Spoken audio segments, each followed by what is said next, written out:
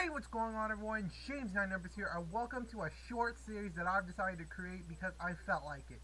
In this 12-episode series, we will be going through some of the events, new music, new disasters, new games, new memes, and anything that I could find on the internet, blah blah blah, sorry about that has occurred in 2021.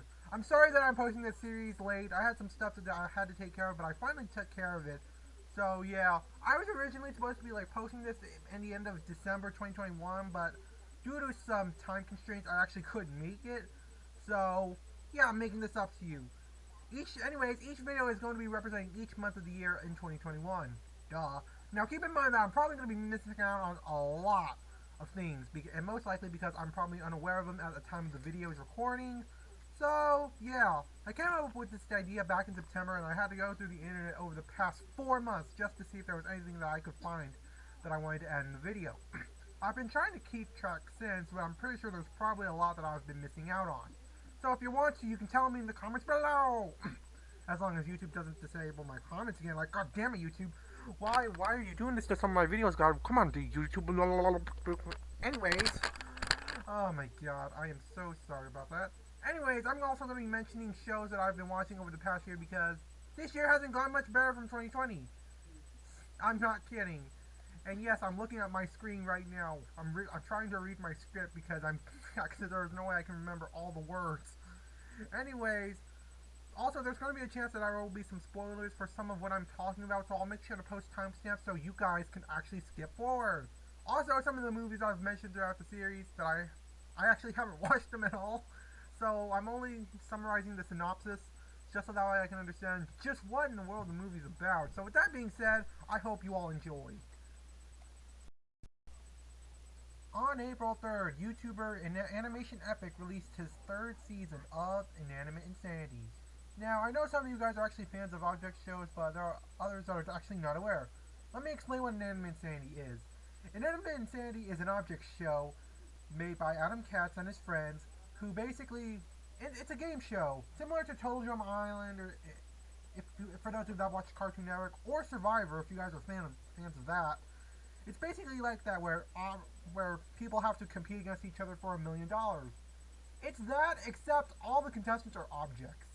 Yes, people are basically inanimate objects battling out against each other to win $1 million. Some of them are armless, some of them are rude. You know, just the standard typical. Yeah, that's basically what it is.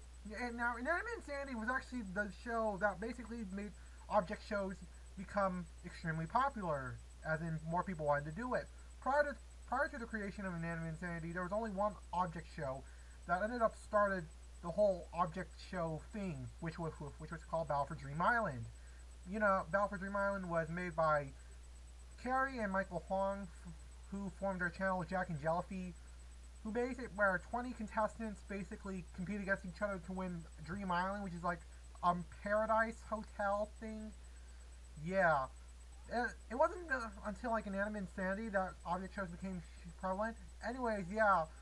The show became on its 3rd season. Now, they did 2 other seasons prior to this 3rd season. They've already finished the first one a long time ago. The second one, well, they actually didn't finish it just yet. But they weren't going to cancel it because there were only 2 episodes left, which, as of this video's date, have not been released. So, apparently, they decided to do multitask, according to MeFoam, which is the show's host. But Animation Epic has basically said that, you know, they wanted to do something that was they wanted to do something that was make an Inanimate Insanity season that they could post more frequently. Instead of Inanimate Insanity, like how they did with Inanimate Insanity 2, which was improve the quality but take way too long in time. I'll make sure to put the links in the description below so that way you guys can check out and see what I'm talking about. So yeah, apparently Inanimate Insanity Invitational is what it's called. We meet our returning contestants, 9 returning contestants, who were actually voted for by the fans of the show in order to compete. Now, some of them who were big favorites were still on Inanimate Insanity 2, so they couldn't compete. So, yeah, they were competing against quote-unquote fans. Quote, fans. If you watch the show, you'll know what I'm talking about. And, yeah, they compete against each other again, just to win another $1,000,000. There's also an island called Indefinite Island where objects can actually have a chance to potentially return to the game. You'll see in the series.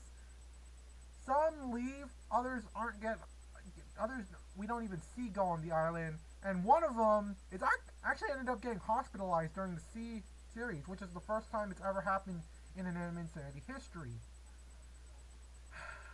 So yeah, that's insane. That's kind of basically what Inanimate Insanity and object shows in general are about. And yeah, and also for those of you that watch Inanimate Insanity, one of the contestants that were not able to be revived, you'll know what I'm talking about soon enough, that were supposed to be dead and they were magically revived for some reason, and MePhone said it was supposed to be a joke, but nope. So I'm sure there were theories about it. Who knows? Buy a chair! Anyways, I think that's about as good of an explanation as I can say it. So yeah, moving on. On April 7th at 4:45 p.m. Eastern Time, ex-NFL player Philip Adams, who played as a cornerback for the 49ers and New England Patriots, shot at a street in Rock Hill, South Carolina. 7-year-old, I think that was supposed to say 70-year-old. I messed up my script again. Damn it! This is horrible. Anyways, Dr. Robert Leslie, his wife, and his 2 grandchildren were killed at the scene. Another worker was also killed at the scene, and worker Robert Shook would also die from his injuries 3 days later. A .45 caliber and a 9mm were used in the shooting. At 9 p.m., police surrounded his parents' house and made attempts to negotiate with him for hours. After his parents got out, police went in and found out that Adams dead in the house. The Leslie family is a religious family that is well known in the city. Also, Adams did have a smoothie shop prior to COVID-19. Adams had a series of injuries, from leg injuries to requiring surgery to concussions from his football career. Later on, doctors would find out that Adams was suffering greatly from stage 2 chronic traumatic encephalopathy, which is a disease that is caused by concussions and subconscious hits, which repetitive hits actually. So yeah, that may have been what caused the shooting. Damn, I feel bad for the victims. On April 9th, Prince Philip from the United Kingdom has died from natural causes just before his 100th birthday. A few weeks prior, he was at a London hospital to be treated for an infection and needed a heart procedure. Throughout the last few years of his life, he had to be in the hospital due to differing health problems each time he visited the hospital. He was also a former naval officer. Operation Fourth Bridge was commenced, which is a plan of how news of his death would be spread, as well as how long and when people will be paying their respects. I know it's not the best explanation, which is why I have links in the description below if you want to learn more. Laws are also not passed during this time, so yeah. Oh yeah, and the funeral took place on April 17th. On April 15th, at 11 p.m. UTC, 19-year-old former FedEx employee Brandon Hull drove to a FedEx facility and quickly shot the facility with a rifle. He moved into the facility where he screams very loudly, but witnesses were not able to understand what he is saying clearly. After approximately 4 minutes, he took his own life before the police would show up. Because FedEx had a no cell phone policy, some people were not able to contact help from the outside. Not including the perpetrator, 8 people were dead from the incident, 4 of whom were from outside the facility. 4 of the victims were of Sikh descent, which is a religious group originating from India. In March of 2020, Hull's mom went to the police to give her son help when he intended to die from a cop. Police seized the shotgun and also found out he was a fan of My Little Pony. For those of you that don't know, male fans of My Little Pony, male adult fans specifically, are called bronies. And white supremacy. Okay. That's weird. It's also believed that the shooting could have been prevented if Indiana's red flag laws were enforced. As a result of the shooting, there have been calls from the Sikh Coalition for police to investigate if racism had any involvement in the shooting. On April 19th, former Vice President of the U.S. Walter Mondale died at the age of 93 from natural causes. He served alongside Jimmy Carter, who was the President of the U.S. from 1977 to 1981. He also previously ran for president in 1984 and failed very miserably. Yeah, he only won Washington, D.C. and his home state of Minnesota. Yeah, oh, and yes, he was a Democrat, by the way, so in case any of you needed to know. He sent one last email to his team stating, oh shit, I forgot to, get the message out, hold on. I am eager to rejoin Joan and Eleanor. Before I go, I wanted to let you know how much you mean to me. Never has a public servant had a better group of people working at their side. Together we have accomplished so much, and I know you will keep up the good fight, Mondale wrote. Going by the nickname Fritz, he previously served as a U.S. Senator. One of his most proud accomplishments was the Fair Housing Act of 1968. Sorry about that. Memorial services for Mondale were initially going to be in September, but were delayed due to COVID.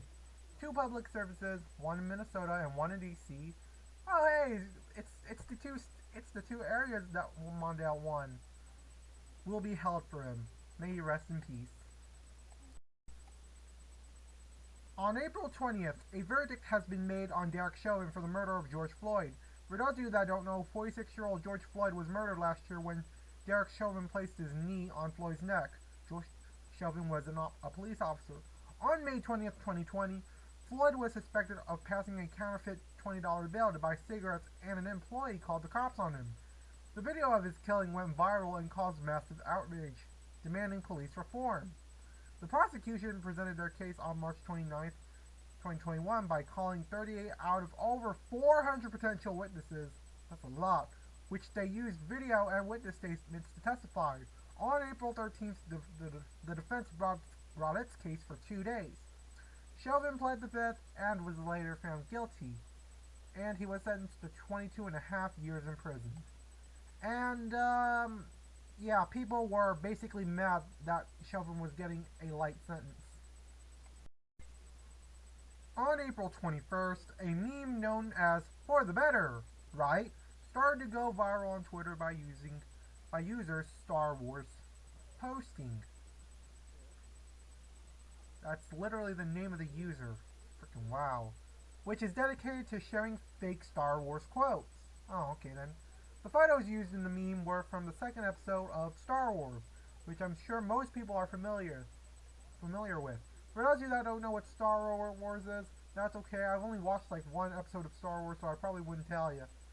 Anyways, the meme became viral on Reddit a month later, with people either replacing the lines with their own lines or by adding names to the people to comedically redirect what might or might not be true. I'll show some of my favorite ones right now, and I would have never guessed. Freaking wow. There's a challenge called the 100 Mystery Button Challenge. It's a challenge where you have to pick the right button, but obviously you don't know where it is. Every time you pick the wrong button, you get punished. So it's basically you tend to be trapped in a room, you gotta find it. For most videos, the player is trapped in a box and they cannot escape until they pick the right button. I know people branched off like whoever pressed the button right wins some money or something, or whatever it is. The earliest I could find was on Dangy Bros YouTube channel, which they posted their video on it on April 23rd. I'll put some links in the description so you guys can see how it works. So yeah. On April 24th, a year prior to 2021, a man named Josh Swain made a Facebook group chat with all people named Josh Swain to challenge them to a battle for who can be the only Josh Swain. Although people thought this would die out, the event actually happened. YouTuber Wavy Webster actually did a great job explaining it, and I suggest you watch it, as he does a way better job of explaining it than I ever could. There were some problems along the way, mainly on where the event would take place due to property rights. For the battle, anyone named Josh Swain would be in a rock, paper, scissors tournament. There was actually only 2 people in it, and the original Josh Swain won. Meanwhile, anyone named Josh was allowed to compete in battle with pool noodles, in which a little kid named Little Josh, whose real name is Josh Vincent Jr., won. Swain used this as an opportunity to help local food charities. Ah, isn't that sweet? Alright, I've been noticing ads about this Huusk knife for a while now. I've been noticing a knife called that I've been seeing ads on, known as the Huusk knife, for a while now. Apparently, they're Japanese knives that are considered to be one of the sharpest knives in the world. There have been some great reviews about it because it actually works for people who got it, but for some people, they believe that these knives are actually a scam. You can actually buy them online, but I will say that these knives are very expensive. There are lots of videos on this, with the earliest one I could find being on April 24th. So yeah, it's called a Huusk knife, by the way, if you want to buy it for whatever reason. And lastly, on April 26th at 11:32 p.m. Eastern Time, people had a chance to witness a full pink moon, even though the moon isn't exactly pink. It's going to have a bit of gold coloring, which becomes more white as it passes through the sky. The name comes from an herb known as moss pink. Okay. This supermoon also has some weird names such as sprouting grass moon, egg moon, and fish moon. It was also the first supermoon after the spring equinox. So yeah. Wow, we are a third of the way done with this series. I know I probably missed out a lot, so feel free to comment below what I've missed, and hopefully you guys have enjoyed the video. I'm probably never going to be making a series like this again because it's freaking hard to do. So anyways, guys, hopefully you guys have enjoyed, and I'll see you guys later. Peace. Time for the bloopers. On April 20th, a verdict has been made on Derek Chauvin for the murder of George Floyd. For those of you that don't know, 46-year-old George Floyd was murdered last year when Chauvin placed his knee on Floyd's neck. It was all on video. For those of you, that's so yeah. On May 20th, 2020, Floyd was suspected of passing a counterfeit. I think I was supposed to say April. No. Okay, Okay, I've been seeing this knife that's been on ads for a while now. Anyways, this year I've been. Okay, no.